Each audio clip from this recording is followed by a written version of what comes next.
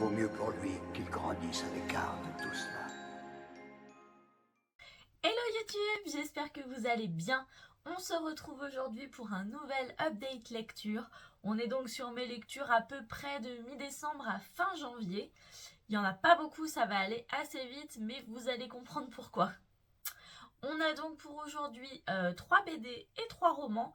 Donc je vous propose de les intercaler, histoire de plaire un petit peu à tout le monde.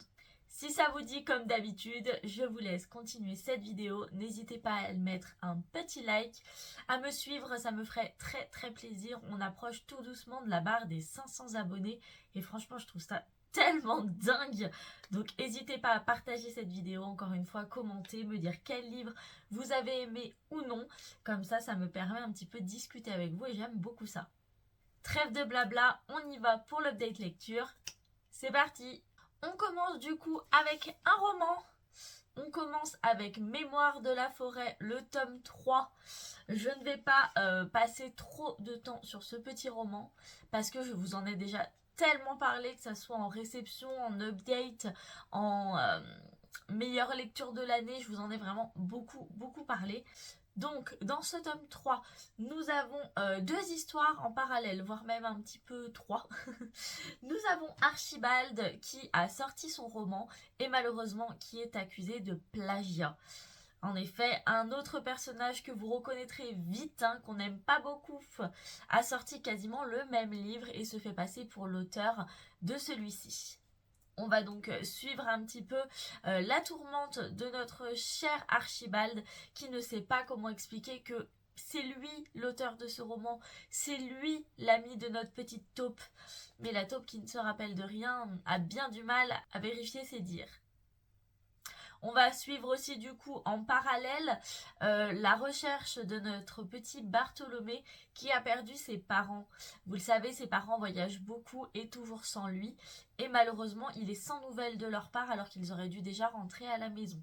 Archibald et Bartholomé vont donc prendre pour la première fois le train qui se nomme l'Étoile de Belle-Écorce pour essayer de suivre un petit peu le périple de ses parents et de les ramener à la maison. On est sur un roman, encore une fois, bien sûr, qui est magnifique. Les illustrations sont toujours aussi belles. Vous connaissez mon amour. Maintenant, pour les illustrations de Sanoé, je les adore. Elles sont vraiment magnifiques. Comme d'habitude, on est sur des sujets qui ne sont pas faciles.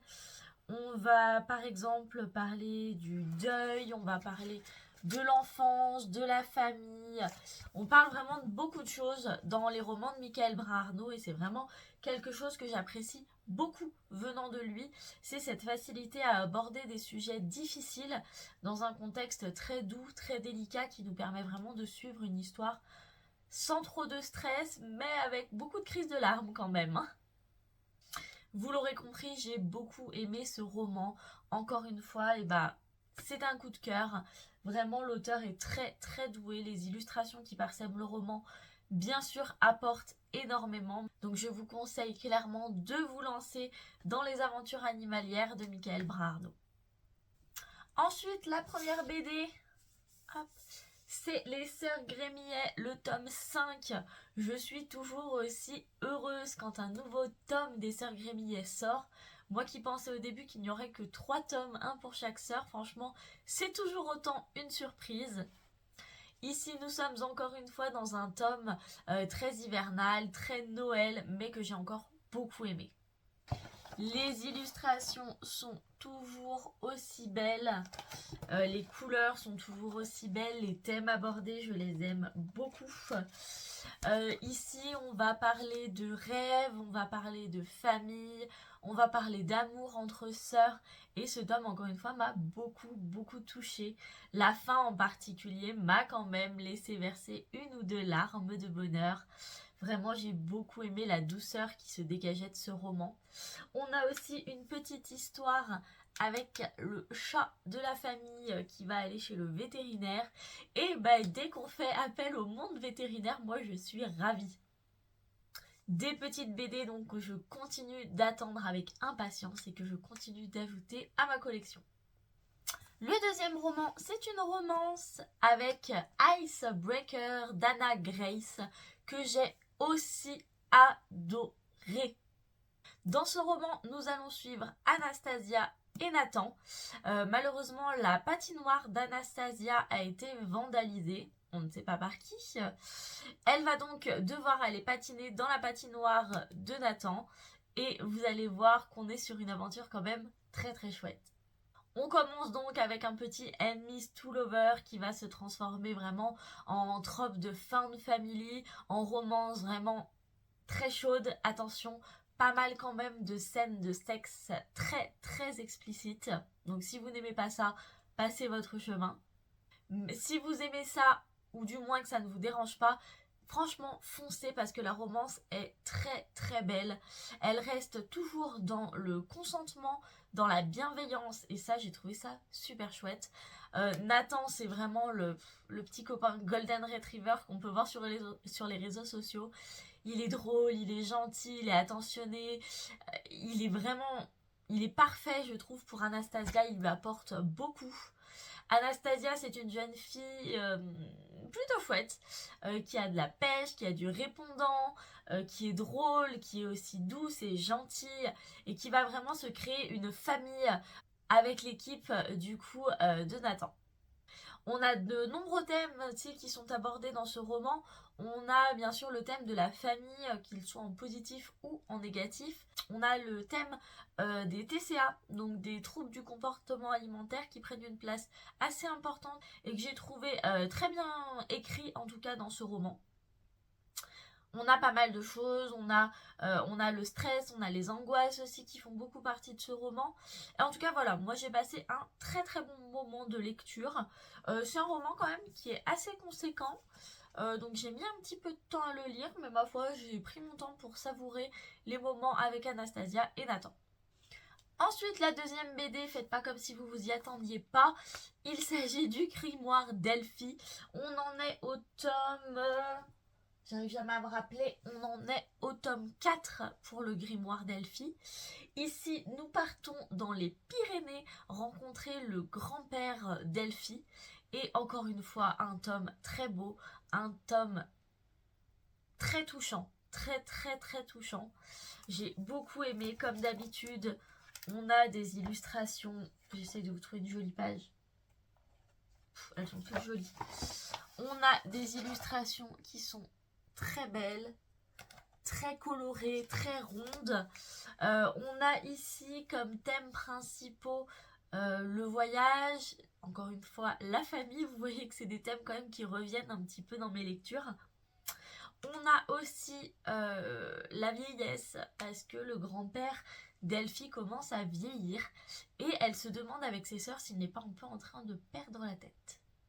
On a comme d'habitude, vous le savez avec Elphie, une petite énigme que la demoiselle va essayer de résoudre en compagnie de ce compagnon assez drôle. Toujours de la douceur, toujours de la magie, toujours un très très bon roman d'Audrey Alouette. Moi j'adore ce qu'ils font avec Arleston et Minnie Ludvin, vraiment les grimoires d'Elphie je les adore. Donc je continue petit à petit mon tour de France à ses côtés et j'adore. Le troisième roman, celui qui fait que j'ai si peu lu durant ces mois, c'est le très cher Crescent City que j'ai fini hier. Donc, la grosse pavasse ici présente a été bien annotée. Coup de cœur, vous vous en doutez. J'avais un petit peu peur en commençant ce roman qu'il soit un petit peu trop lent et intermédiaire. Vous savez, c'est souvent les deuxièmes tomes des sagas. Il se passe pas grand chose, on est des fois sur des tomes un petit peu, je vous dis intermédiaires, pour aller jusqu'au tome 3, et j'avais vraiment peur en commençant ce roman que ça soit ça. Je peux pas trop vous en dire parce que je veux pas vous spoiler, mais on se retrouve du coup quelques mois après la fin des événements du tome 1, où du coup Bryce et Hunt vont commencer leur petite vie un petit peu calme et posée. Bon, vous vous doutez que ça ne va pas être le cas. On rencontre de nombreux personnages, ou on retrouve de nombreux personnages que j'ai adorés. Je me suis posé quand même la question au début, où est-ce qu'on voulait nous amener avec cette seconde petite histoire qui vient se greffer avec du coup Sophie, pour ceux qui l'ont lu. J'ai eu un peu de mal au début, je comprenais pas trop qui c'était Sophie et qu'est-ce qu'elle venait faire ici. Donc comme d'habitude, j'ai eu un petit peu de mal à me remettre dedans. Et puis une fois que c'était parti, c'était parti. J'ai adoré retrouver Bryce. De toute façon, Bryce, c'est vraiment mon héroïne fantasy préférée. Je l'adore. J'adore les répliques des fois qu'elle nous sort. Elle a un caractère de feu. Vraiment, cœur sur Bryce, je l'adore. J'ai adoré aussi retrouver leur relation avec Hunt, que j'ai trouvé toujours aussi belle, toujours aussi touchante et toujours aussi torride. Encore une fois, lecture pour public averti, si vous n'aimez pas les scènes de sexe, ne vous lancez surtout pas dedans. Encore une fois, comme dans le tome 1, je me suis retrouvée littéralement piégée par des révélations dont je ne m'attendais pas du tout, mais pas du tout. De toute façon, moi je me laisse tellement porter par ce roman qu'on pourrait me faire croire n'importe quoi, ça marche. J'ai ressenti encore une fois un tas de choses, j'ai ressenti beaucoup de bonheur avec ce roman, beaucoup de colère, beaucoup de crainte, beaucoup d'angoisse. Vraiment, je suis passée par toutes les émotions jusqu'au final. Est-ce que je vous mets une petite vidéo là? Je ne sais pas, j'en ai marre de m'afficher sur YouTube. Mais vraiment, le final... Encore une fois, j'ai fini en larmes. Et j'ai fini en larmes encore une fois pendant longtemps. Genre, j'ai fini mon roman hier vers, je sais pas, 16h. 16h30, j'étais encore en train de pleurer. Et j'arrivais pas à m'arrêter parce que putain, c'est ouf ce qui arrive à la fin. Ah, c'est difficile, j'ai envie de vous spoiler, mais je ne peux pas. Je ne vous spoilerai pas. Mais vraiment, les dernières pages, les gars, vous n'êtes pas prêts. Je n'étais pas prête. Et ça va être extrêmement dur d'attendre le tome 3. À savoir, du coup, je pense que c'est important que vous le sachiez parce que moi, je ne le savais pas. Pour lire les livres de Crescent City, pour moi, il faut avoir lu Léa Cottard. Donc, Un palais de colère et de brume et tout le tintouin, il faut les avoir lus, c'est important. Et on me dit dans l'oreillette qu'il faut aussi avoir lu, du coup, les Kéléana. Donc, je vous disais sur ma vidéo précédente que les Kéléana, c'était pas pour tout de suite. Bah si, je ne vais pas pouvoir lire apparemment le tome 3 de Crescent City tant que je n'aurai pas lu au moins les 3 premiers tomes de Kéléana. Ça serait quand même dommage. Donc, Crescent City, je vais être obligée de faire une pause, mais je vais me mettre très très activement au Kéléana. Vous n'allez voir passer que ça dans mes updates lecture. Hein. Donc voilà, je pense que j'en ai assez parlé. Vous l'aurez compris, Crescent City, c'est un coup de cœur. Mais vraiment... Je pense qu'on va être encore une fois sur ma lecture préférée de l'année, quoi, parce que ils sont dingues ces livres, ils sont trop bons, je les aime trop. Je vous fais d'ailleurs une petite révélation. J'ai sur le coude... Bon, attendez.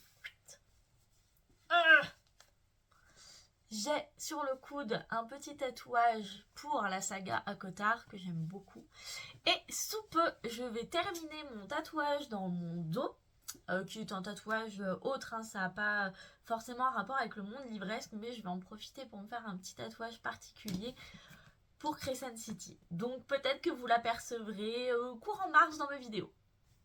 Et enfin, pour finir cette update lecture en redescendant un petit peu, parce que là je suis à 2 doigts de me relire toutes mes citations de Crescent City, tellement il m'a rendue heureuse. Bref, je me calme. On passe sur le dernier roman, du moins la dernière BD, avec le tome 6 de Sorceline. Donc Sorceline, vous le savez, on est sur une jeune fille qui est dans une école de magie, clairement de magico-zoologie. Donc on soigne les créatures fantastiques. Donc vous vous doutez bien que dans tous les cas, j'aime beaucoup. J'avais eu du mal au début, au tout début, avec Sorceline parce que ça reste un univers qui est très jeunesse quand même, hein, on va pas se mentir. Très jeunesse, là on commence tout doucement à rapprocher plutôt avec l'adolescence. Mais bon, ça me paraissait un petit peu plat, un petit peu trop facile. Et puis au final, je me suis pris quand même dans ces aventures. Ce tome, je l'ai trouvé peut-être un petit peu plus lent que les autres parce qu'on raccroche vraiment les wagons avec le tome précédent et il se passe quand même pas grand chose. Après, j'apprécie toujours autant, j'apprécie un peu le stade où on en est dans l'histoire. J'aime beaucoup aussi voir Sorceline grandir petit à petit, les aventures du coup aussi devenir moins enfantines au fil des tomes. Donc je passe vraiment des bons moments, des moments un petit peu chill, un petit peu cool entre des grosses lectures. Ça reste intéressant. il m'énerve ce reflet, là je sais pas comment vous mettre le livre. Donc voilà, Sorceline, petite lecture sans prise de tête, allez-y, franchement, les images sont très belles, on voit plein de créatures fantastiques super sympas. Et voilà, j'espère que ce petit update lecture vous aura plu. N'hésitez pas à me dire s'il y a d'autres choses que vous souhaitez que je vous fasse en vidéo. Et on se retrouve du coup la semaine prochaine pour une nouvelle vidéo. Des bisous, salut!